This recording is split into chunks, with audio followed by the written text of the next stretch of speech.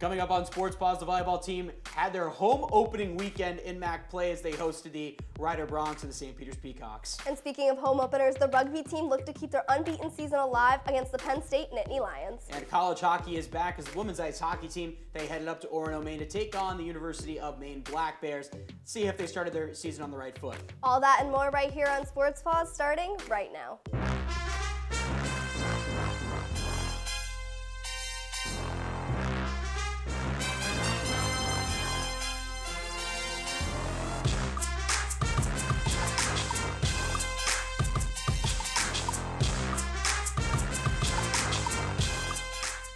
Good evening, Bobcats. Welcome to Sports Paws. I'm Andrew Reynolds. Alongside me is Miranda Pretorti.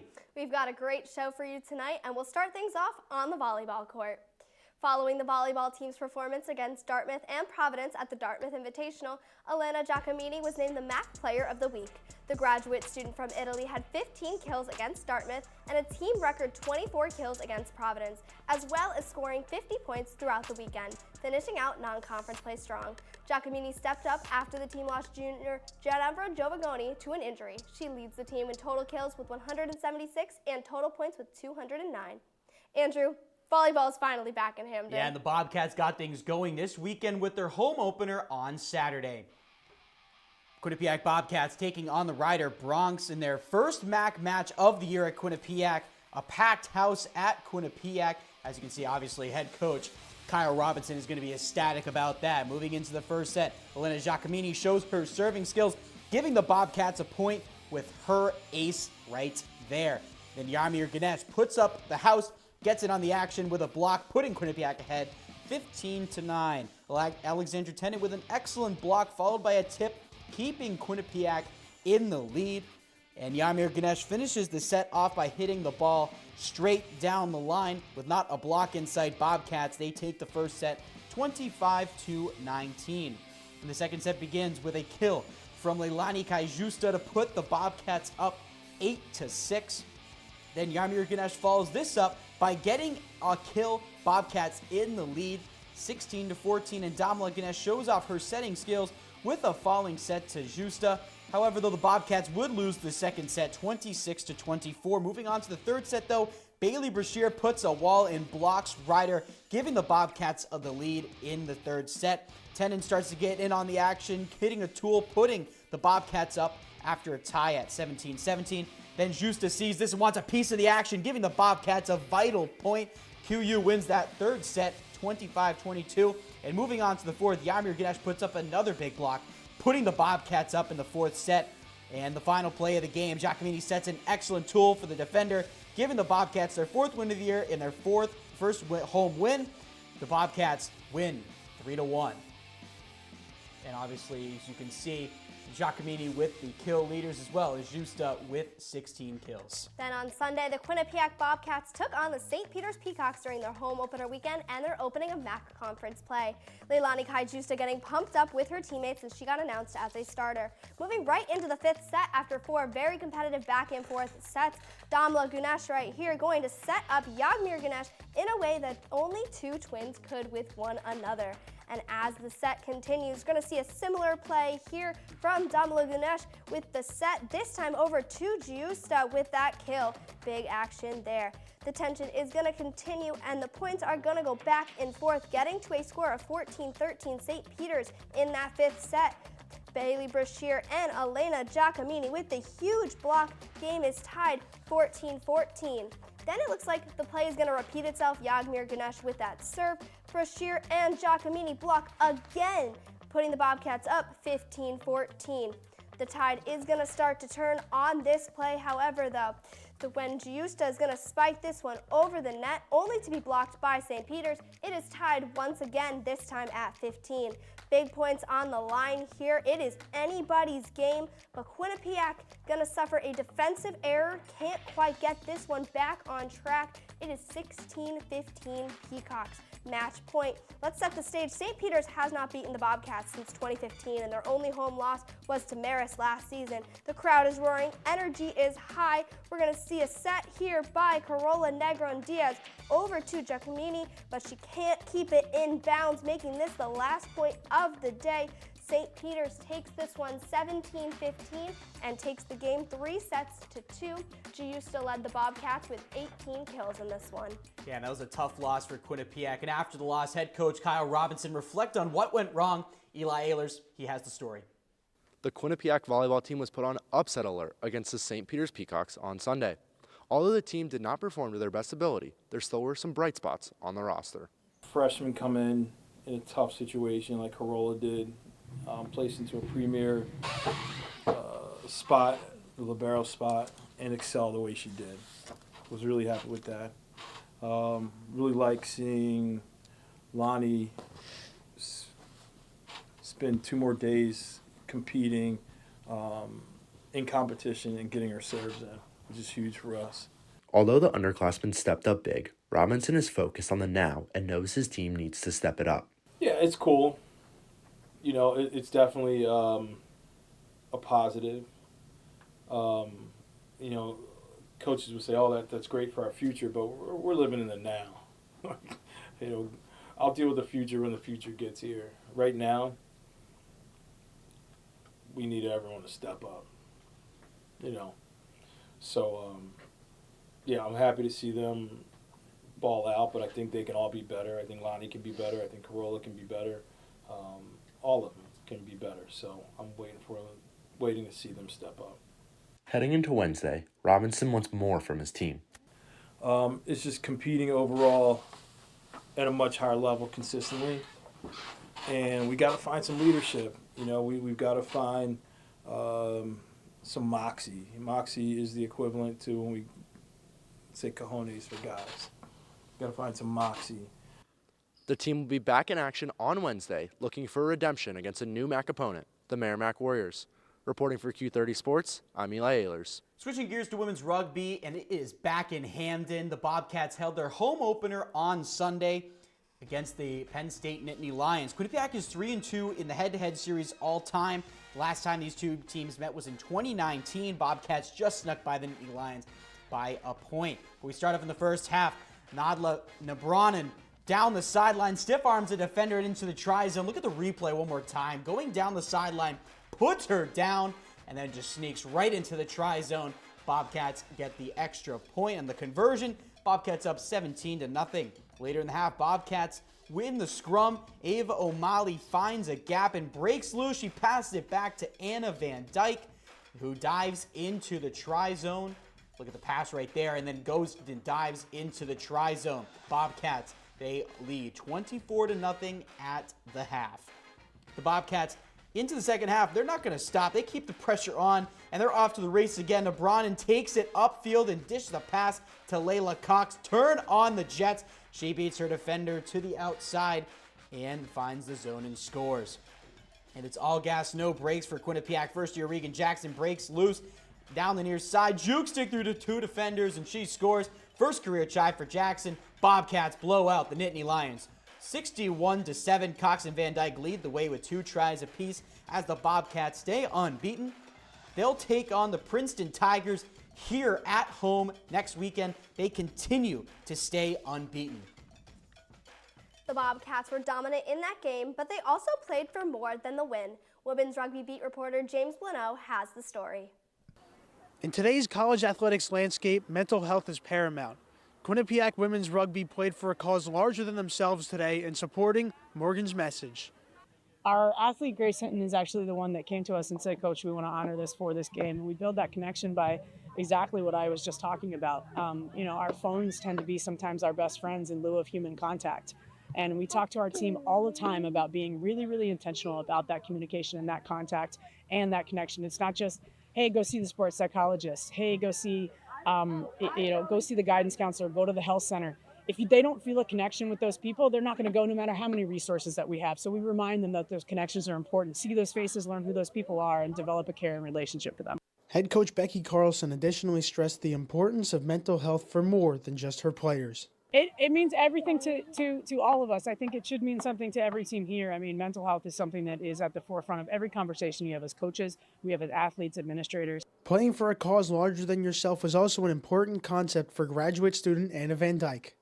It means a lot because even like sometimes you can get wrapped up in everything and feel like you're so insignificant. But when playing on a team like this and playing together and for other people and knowing that you have people behind you, it means a lot. And it means, it just means a lot for our team and for Quinnipiac as a whole.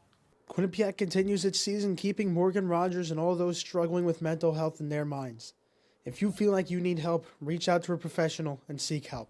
For Q30 Sports, I'm James Bueno. It's time to take our first break of the night, but when we come back, we'll be hitting the ice. The men's and women's ice hockey beat staffs broke down the roster turnover for both teams and previewed their seasons.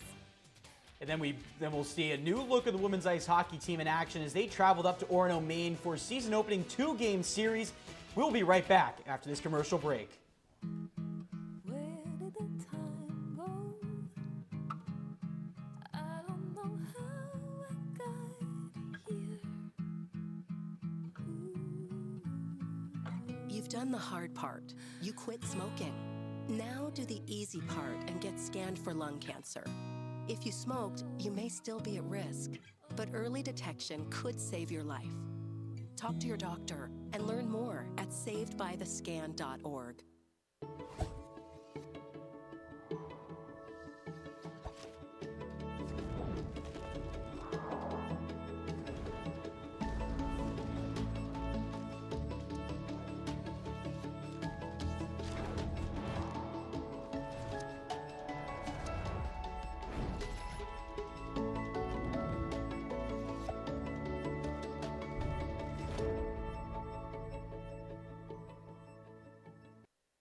When I was in foster care, I never knew when I would have to move, so I always had my suitcase ready to go. Then one day, I was adopted. My new parents opened their hearts and home to me. My parents cook my favorite breakfast for me every morning. My parents take me on trips I never thought I would go on. They gave me a home and an even better reason to use that suitcase. My parents aren't perfect, but they're perfect for me. How much difference can one vote make? Since 2023, more than 60 U.S. elections have been tied or won by just one vote.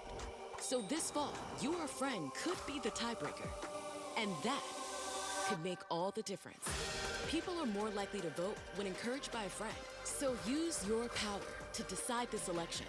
Make sure you're good to vote and encourage your friends to make a voting plan at votevotevotecom. Thanks for sticking with us here on Sports Paws. Now let's get right into the men's ice hockey. This week, the ECAC released their preseason poll, slotting Quinnipiac second with 111 votes, 2 of which were for first place. Ahead of them is last year's conference champions Cornell with 120 votes, and below them is Dartmouth, Clarkson, and Colgate rounding out the top 5. This comes after the Bobcats were placed as the favorite going into last season, following their national championship run. Additionally, Mason Marcellus made some noise in the ECAC Hockey preseason wars, making the All-ECAC Hockey preseason team. Marcellus had a fantastic first season in college hockey. He was named to the ECAC All-Rookie team, tallied 14 goals, 22 assists, and was a plus 34 on the ice. He'll look to build upon that rookie campaign as the top forward in Hampton this season. And Quinnipiac men's ice hockey returns in just 6 days. Previewing the 2024-25 season are men's ice hockey beat reporters Ava Heaton and Zach Stokinger. Thanks, guys. Welcome back to the First Line. I'm men's ice hockey beat reporter Ava Heaton. Alongside me is fellow beat reporter Zach Stokinger. Last season, the Bobcats fell in the regional finals to Boston College, so this team is looking really different this year. Let's take a look. You said it, Ava. The Bobcats lost 9 players to the professional ranks. Colin Graff, Jacob Quillen, Sam Lipkin, and Charlie Alexi Legault. But the one guy I really want to focus on is Colin Graff. 1.4 points per game last year, was injured as well, but still led the team in points and goals. Another guy I'd love to point out, Jaden Lee, captain, 5-year player. He signs with the AHL affiliate of the Washington Capitals, the Hershey Bears. Looking ahead, though, the Bobcats did lose some players in the transfer portal. What do you have about them? Bobcats lost both Christophs, Tellier, and Filion. Tellier was a great player, 26 points in 29 games. He was a top 9 forward. Filion, good bottom 6 forward.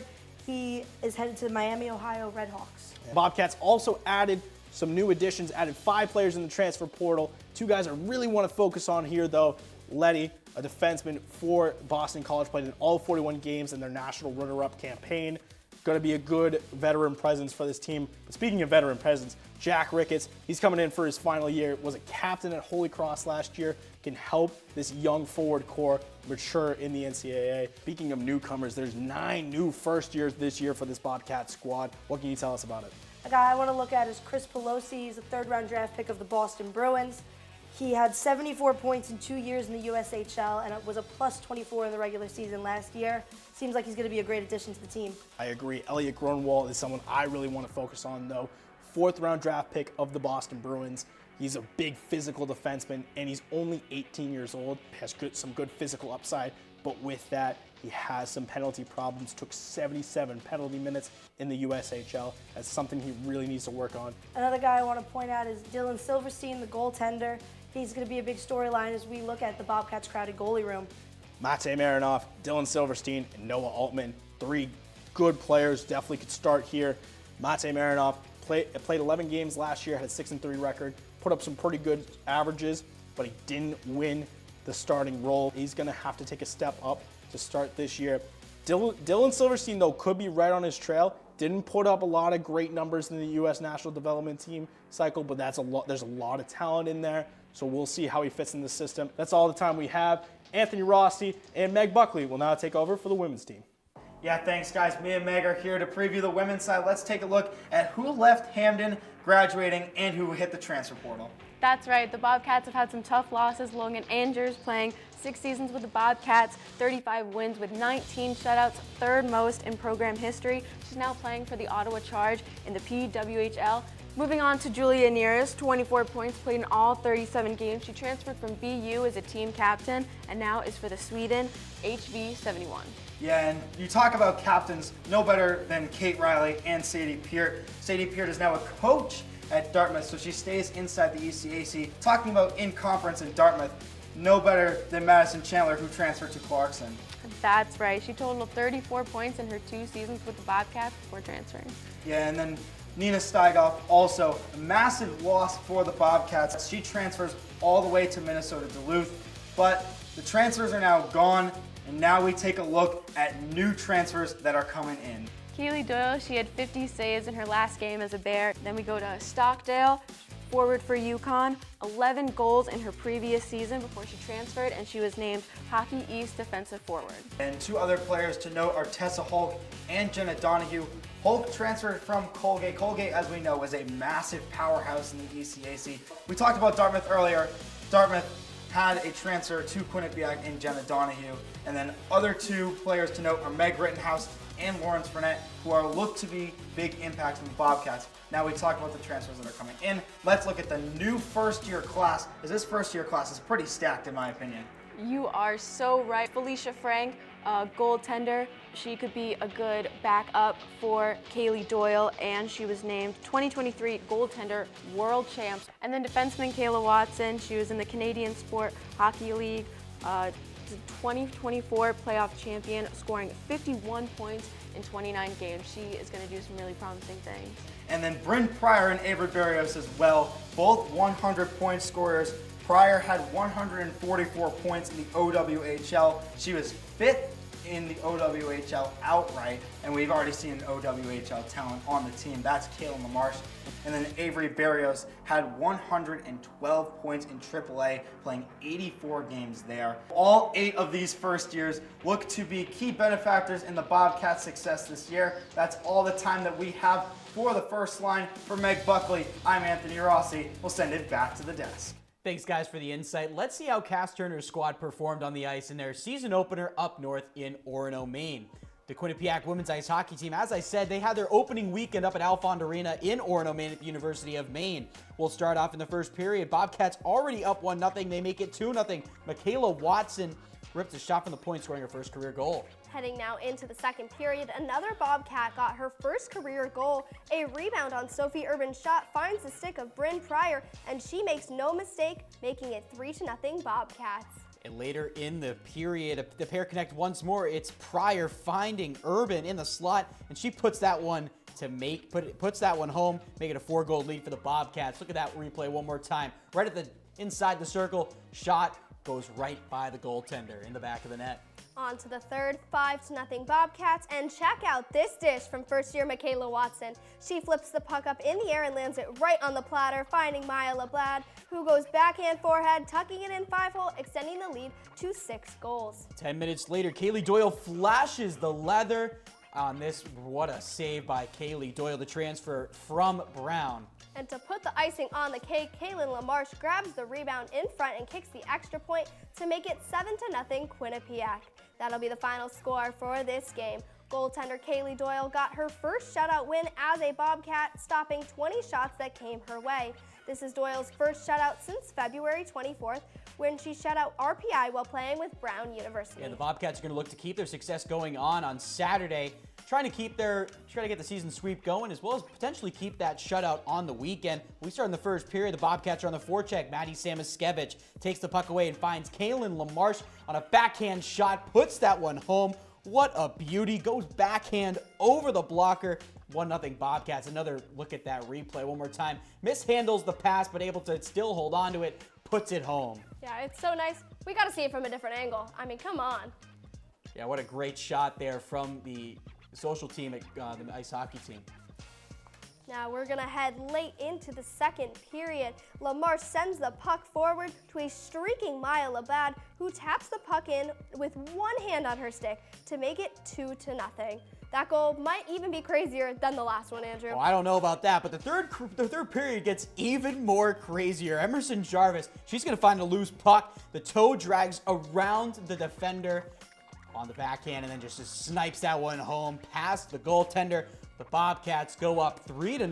Not even a minute later, the Bobcats are on the power play. The puck finds LaMarche again. She toe drags around a defender and creates a rebound chance in front.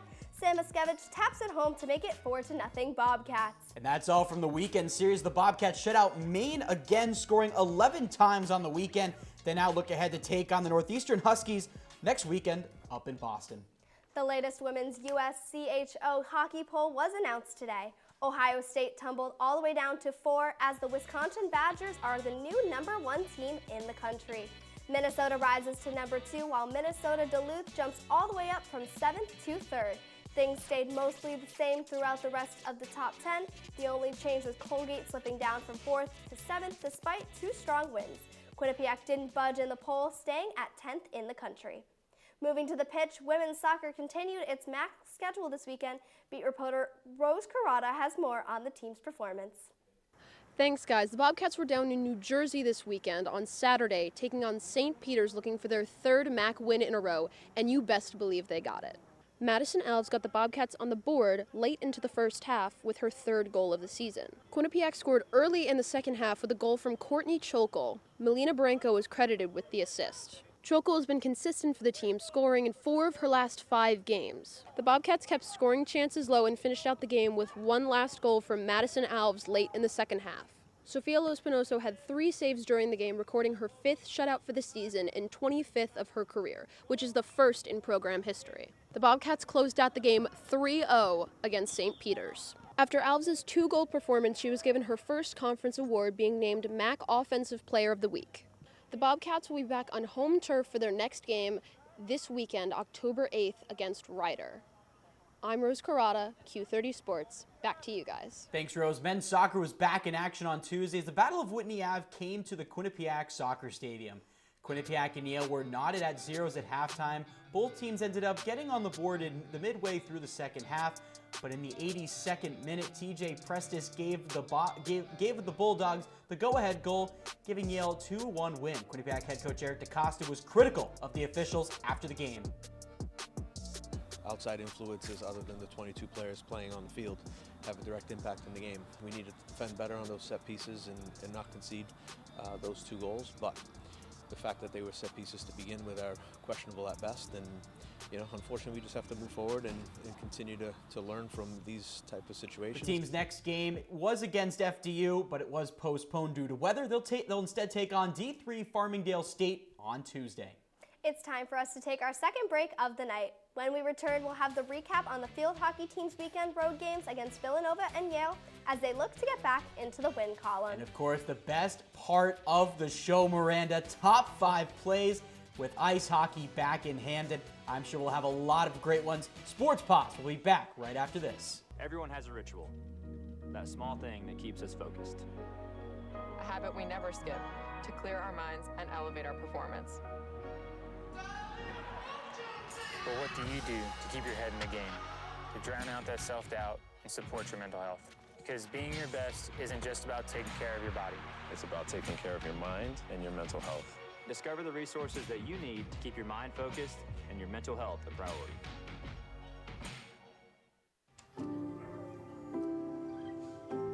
Owen, when you came into my life, it was a whirlwind. I just can't do it. We didn't know what the future would hold, but we knew you would always be a part of it. Adopting you was the best decision in our life. And I am so proud to call you my son.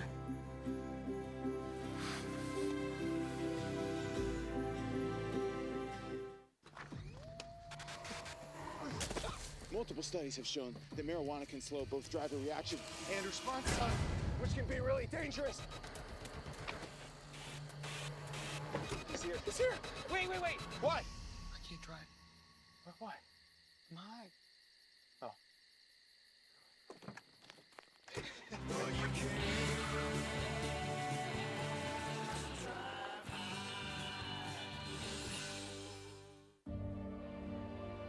Have you ever helped a fellow veteran? Of course. Yes. Have you ever asked for help yourself? It's always tough, right? I always feel like I can solve my own problems, but eventually, you just can't deal with it on your own. And you start to question, maybe people would be better off without me. And you realize that you're not alone. Once you take that first step, there's so much support. Welcome back to Sports Paws. Moving straight into field hockey. The Bobcats were in action on Friday at Villanova and Sunday at Yale. Beat reporter Thomas Curtis has more on those two games. Thanks, guys. The Quinnipiac Bobcats field hockey team lost 2 games over the weekend, one in conference and one out of conference. It started on Friday, where they lost to Villanova 4-2. Francisca Escoyes had her 8th goal of the year, and Lauren Keat scored her first. Moving on to Sunday, it was another 4-2 defeat, this time coming against Yale in New Haven. Francisca Escoyes scored her 9th goal of the year and 2nd of the weekend, and her first-year counterpart, Martina Calavera, scored another. Those 2 goals were not enough as they were handed their 8th loss of the year. They're going to try and bounce back on Friday against Georgetown on this field right behind me. That's all I've got for tonight. I'm Thomas Curtis for Q30 Sports. In Quinnipiac alumni news, former Quinnipiac women's ice hockey captain Sadie Peart has been added to Dartmouth's coaching staff as an assistant coach for the 2024-25 season. Peart, a captain of the Bobcats last season, was a standout at Quinnipiac, playing in over 160 games, accumulating over 120 points during Peart's 5 years at Quinnipiac. The Bobcat appeared in the East AC Hockey playoffs every season she was a part of it, including 2 NCAA tournament appearances.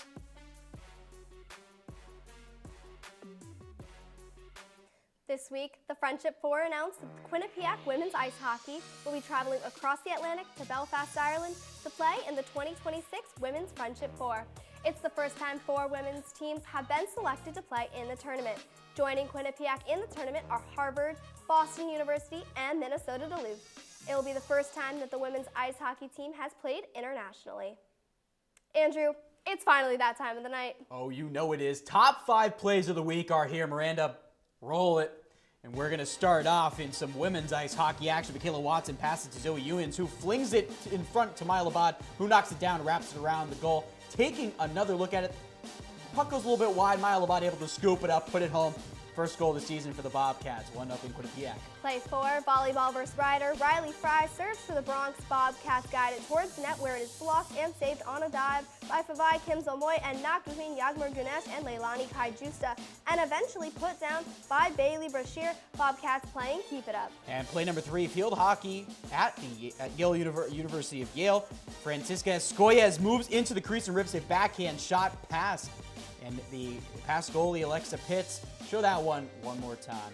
Play 2, women's soccer. The ball will come to Madison Alves, who sends a screamer into the net, her first of 2 on the day at St. Peter's. And women's ice hockey for play number 1. Kalen LaMarche receives the puck in a backwards pass to Lawrence Fournette, who backhanded past the near post. Have another look at that beauty. Bobcats, they take it 4-0 and start the season 2-0. Thank you to all the producers and people behind the scenes that make this show possible. Make sure to follow us on social media at Q30 Television and at Q30 Sports. From Randy Pretorti, I'm Andrew Reynolds. Have a good night, Bobcats.